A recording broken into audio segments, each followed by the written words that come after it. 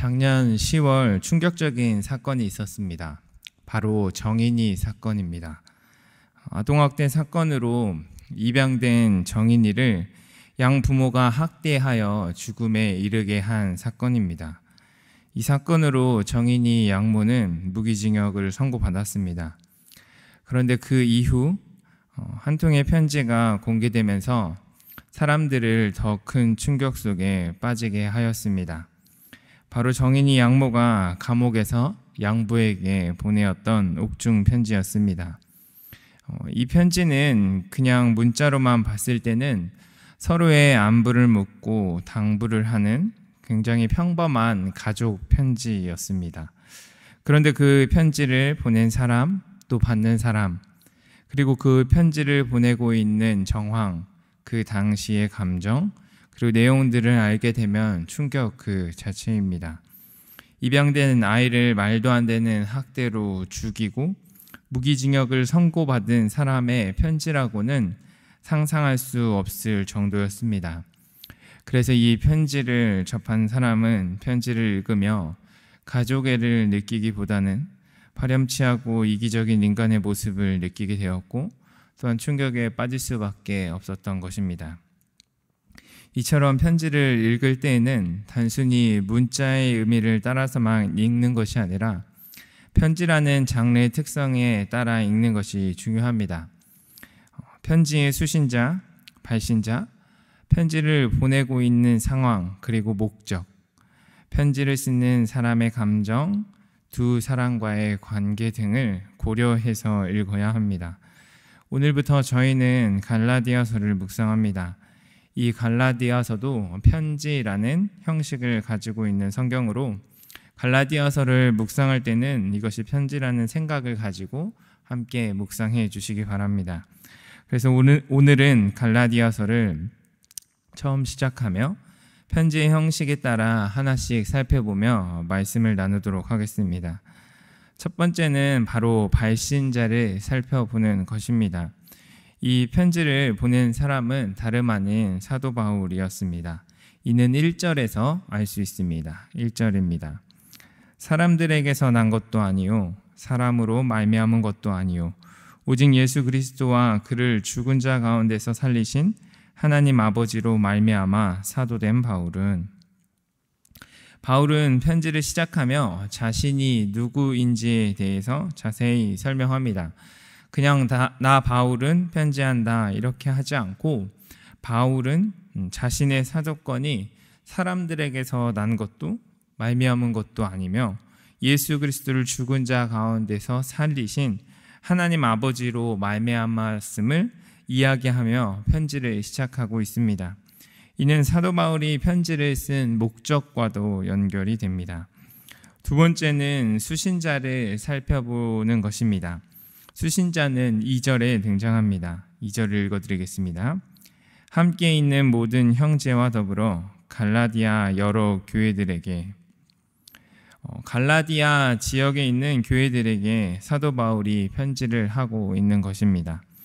갈라디아는 저희가 잘 알고 있는 현재 터키 중부 지역에 해당하는 지역으로 한 도시나 성의 이름이 아닌 사도 바울이 전도 여행을 갔었던 이고니온이나 루스드라가 속해져 있던 넓은 지역을 의미합니다. 세 번째는 편지를 쓴 목적을 살펴보는 것입니다. 이것이 사랑하는 연인에게 보내는 연애 편지인지 아니면 위급한 전쟁의 상황을 알리는 군사 편지인지 만남에 초대하는 초대장인지 그 목적을 정확히 알아야 합니다. 이것은 편지를 차분히 읽어가면서 편지 전반에 걸쳐서 살펴보아야 하지만 갈라디아서에서는 처음부터 아주 강경한 어조로 이 편지를 쓰게 된 목적에 대해서 이야기하고 있습니다. 6절과 7절입니다. 그리스도의 은혜로 너희를 부르신 이를 이같이 속히 떠나 다른 복음을 따르는 것을 내가 이상하게 여기노라. 다른 복음은 없나니 다만 어떤 사람들이 너희를 교란하여 그리스도의 복음을 변하게 하려 함이라. 바로 다른 복음을 따르고 있는 자들을 향해 경고하고 있는 것이 이 편지의 목적이었습니다. 그렇기 때문에 갈라디아서에서는 더더욱 복음의 진수에 대해서 이야기할 수밖에 없는 것입니다.